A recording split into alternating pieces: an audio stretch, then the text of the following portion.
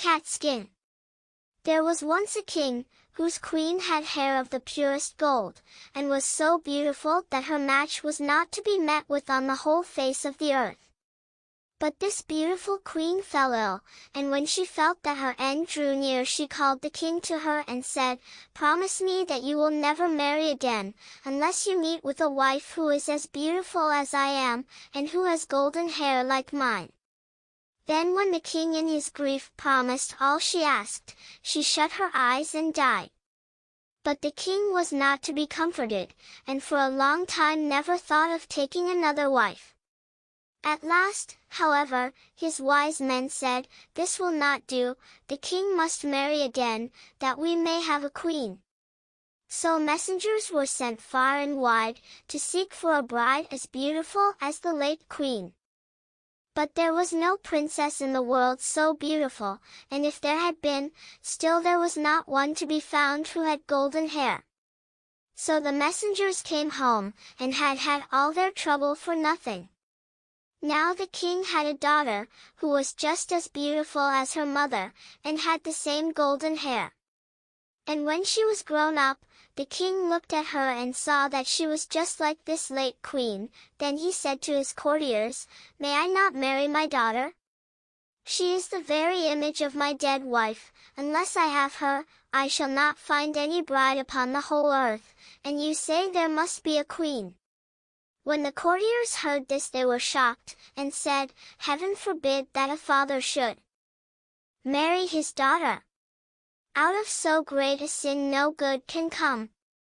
And his daughter was also shocked, but hoped the king would soon give up such thoughts, so she said to him, "Before I marry anyone I must have 3 dresses.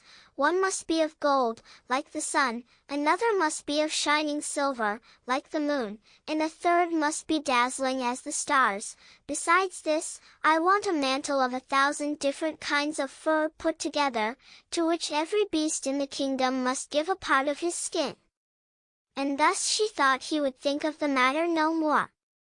But the king made the most skillful workmen in his kingdom weave the 3 dresses, one golden, like the sun, another silvery, like the moon, and a third sparkling, like the stars, and his hunters were told to hunt out all the beasts in his kingdom, and to take the finest fur out of their skins, and thus a mantle of 1,000 furs was made.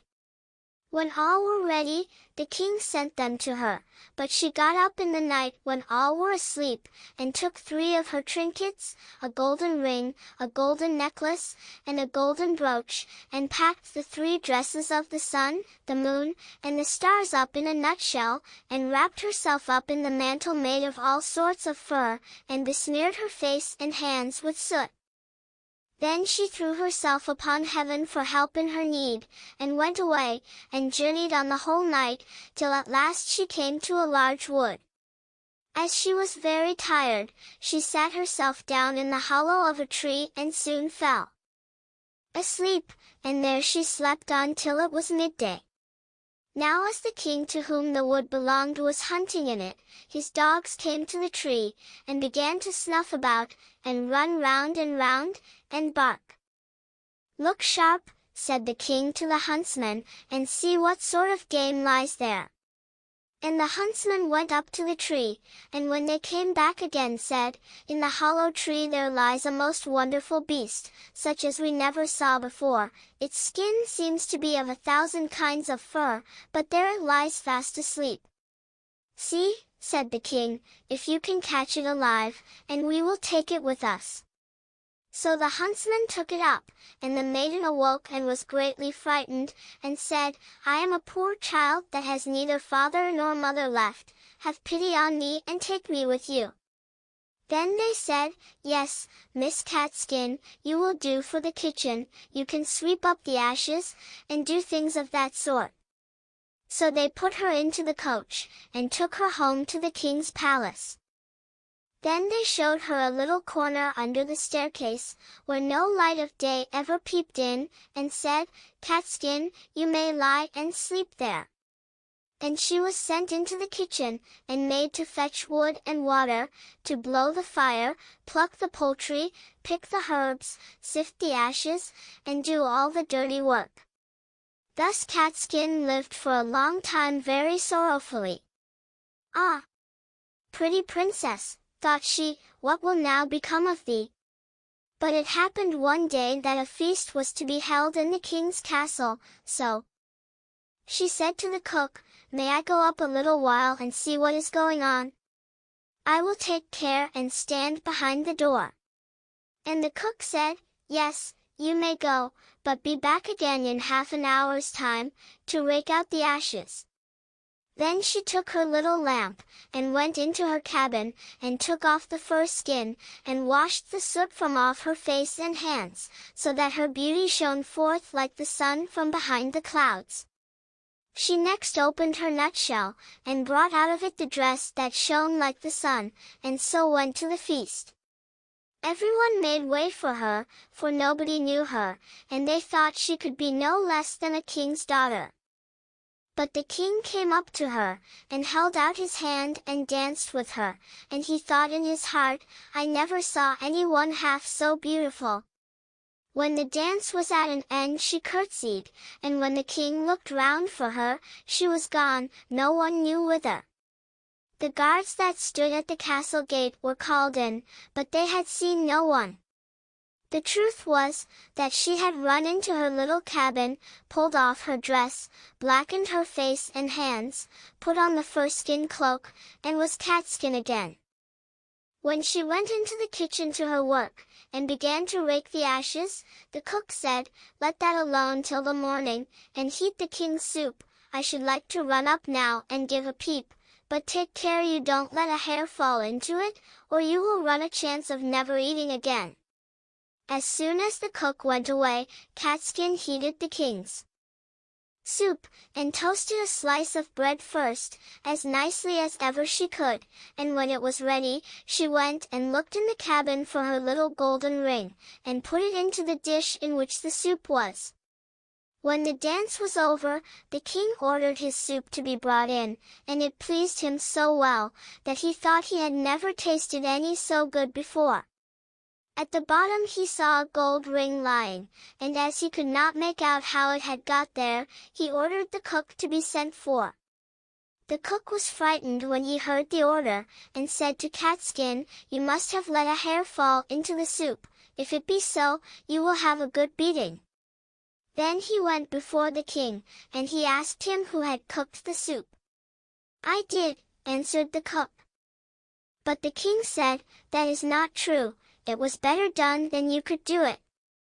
Then he answered, "To tell the truth, I did not cook it, but Catskin did." "Then let Catskin come up," said the king, and when she came he said to her, "Who are you?" "I am a poor child," said she, "that has lost both father and mother." "How came you in my palace?" asked he. "I am good for nothing," said she, "but to be scullion girl, and to have boots and shoes thrown at my head." "But how did you get the ring that was in the soup?" asked the king.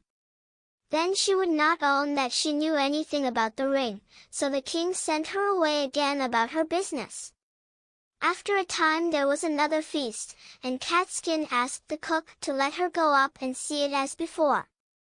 "Yes," said he, "but come again in half an hour, and cook the king the soup that he likes so much." Then she ran to her little cabin, washed herself quickly, and took her dress out which was silvery as the moon, and put it on, and when she went in, looking like a king's daughter, the king went up to her, and rejoiced at seeing her again, and when the dance began he danced with her. After the dance was at an end she managed to slip out, so slyly that the king did not see where she was gone, but she sprang into her little cabin, and made herself into Catskin again, and went into the kitchen to cook the soup.